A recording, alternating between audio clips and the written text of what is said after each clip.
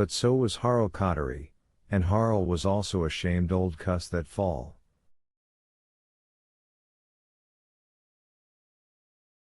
No, you don't.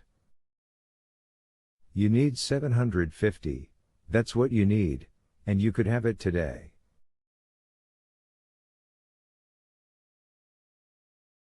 Either bank it or walk out with it in your pocket, all the same to me either way.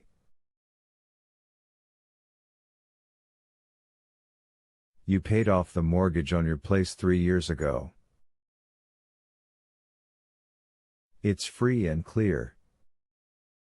So there's absolutely no reason why you shouldn't turn around and take out another mortgage.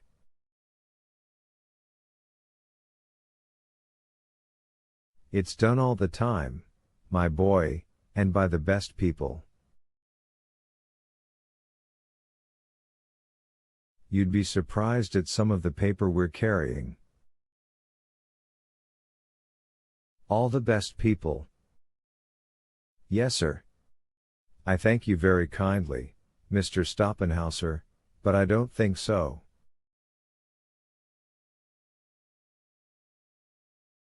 That mortgage was like a gray cloud over my head the whole time it was in force, and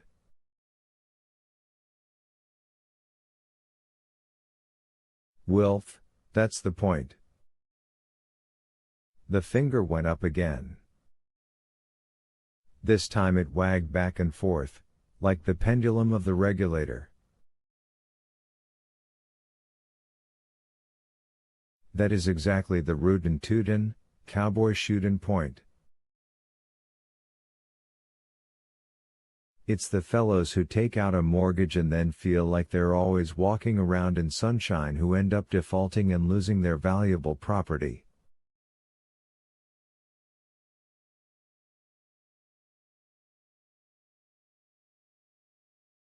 Fellows like you, who carry that bank paper like a barrel load of rocks on a gloomy day, are the fellows who always pay back.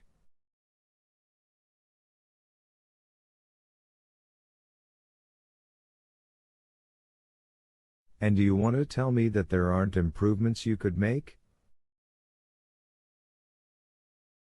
A roof to fix?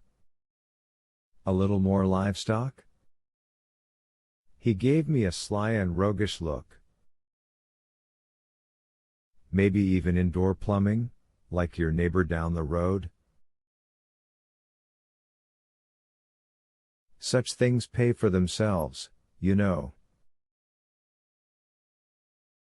You could end up with improvements that far outweigh the cost of a mortgage. Value for money, Wilf. Value for money.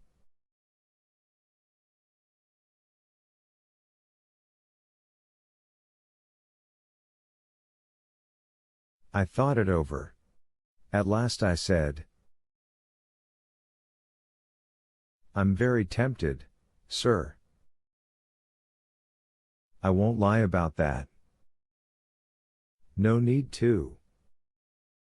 A banker's office, the priest's confessional, very little difference.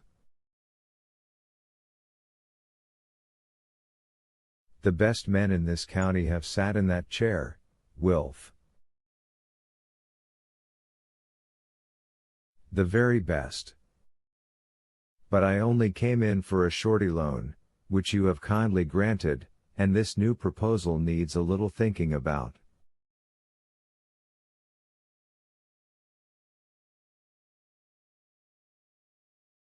A new idea occurred to me, one that was surprisingly pleasant. And I ought to talk it over with my boy, Henry, Hank, as he likes to be called now.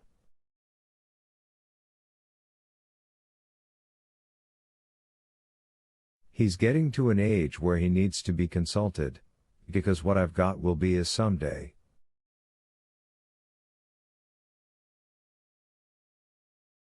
Understood, completely understood. But it's the right thing to do, believe me. He got to his feet and stuck out his hand. I got to mine and shook it. You came in here to buy a fish, Wilf. I'm offering to sell you a pole. Much better deal. Thank you. And, leaving the bank, I thought, I'll talk it over with my son.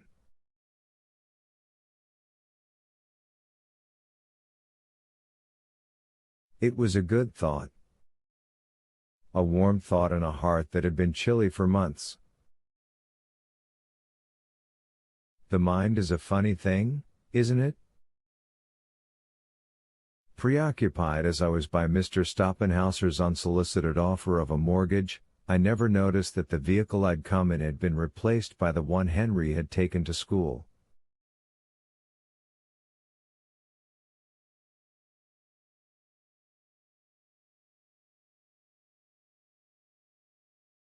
I'm not sure I would have noticed right away even if I'd had less weighty matters on my mind.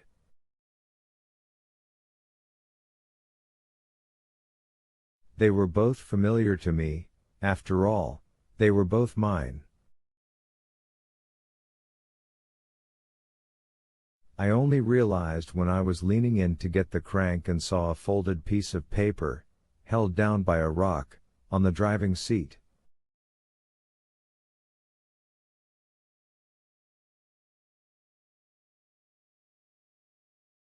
I just stood there for a moment, half in and half out of the T, one hand on the side of the cab, the other reaching under the seat, which was where we kept the crank.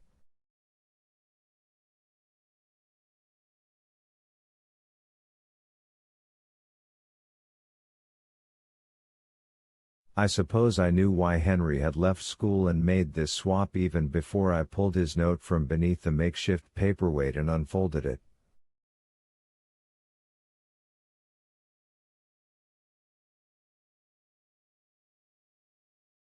The truck was more reliable on a long trip. A trip to Omaha, for instance.